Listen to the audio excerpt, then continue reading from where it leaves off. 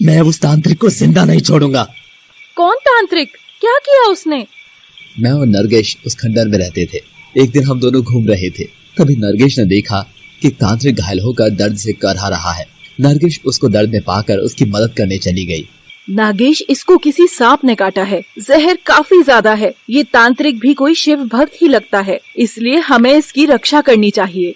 नागेश ने उसकी जहर वाली जगह पर अपनी नागमणि रख दी, जिससे तांत्रिक का जहर उतर गया और वो बेहोश हो गया।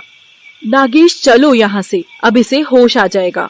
वो दोनों वहाँ से चले गए, लेकिन तांत्रिक को ठीक होने के बाद उसके मन में नागमणि पा लेने की इच्छा जागी। कुछ दिन बाद वो फिर आया और अपनी तंत्र विद्या के जोर से नरगिस को वश में करना चाहा, लेकिन नरगिस की शक्ति के आगे वो टिक ना सका और वापस चला गया, बीन बजा बजा कर।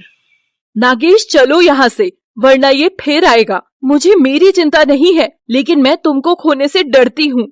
नरगिस, लेकिन तुम तो जानती हो मुझ में अभी नागमणि की इतनी शक्ति नहीं है। वही शक्ति है जो तुमने मुझे दी थी, बस ये रूप बदलने की। और तुमने ही तो कहा था कि मुझे यहीं पर रहकर शिव पूजा करनी होगी। अभी 7 अमावस्या तक मुझ में भी शिव की कृपा से समझ शक्ति आ जाएगी। नागेश, तुम बोल रहे हो तो ठीक है, लेकिन हमें अब सावधान रहना होगा। नागेश निरूपा और रवीश की तरफ देखकर बोला। तांत्रिक जान गया था कि वो केवल तंत्र विद्या के वश से नरगिस पर विजय नहीं पा सकता, तो उसने कुछ लोगों का सहारा लेकर नरगिस को वश में करने की ठानी और वो फिर उस दिन वापस आया। उसके वापस आने पर नरगिस बहुत ही गुस्सा हो गई और नरगिस ने उसे मार डालने की ठान ली। और फिर एक बार नरगिस और उसका आमना सामना हुआ।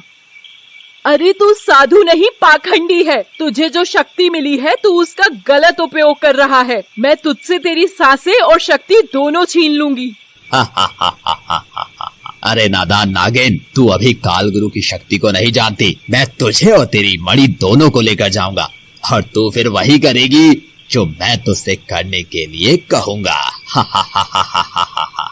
नरगिस क्रोध में भरकर एक भीषण नाग में अवतरित हो जाती है और एक विषैली फुंकार कालगुरु की तरफ छोड़ती है, लेकिन कालगुरु अपनी तंत्र शक्ति से गायब हो जाता है।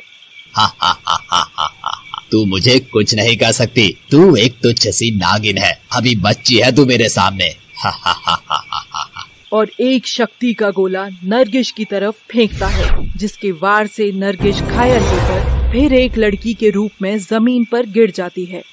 नागेश ये देख नहीं पाता और नरगिस को बचाने कालगुरु के सामने आ जाता है। कालगुरु, तुझे नरगिस को छूने से पहले मुझसे लड़ना होगा। अच्छा हुआ तू आ गया, तूने मेरा काम और भी आसान कर दिया बच्चे।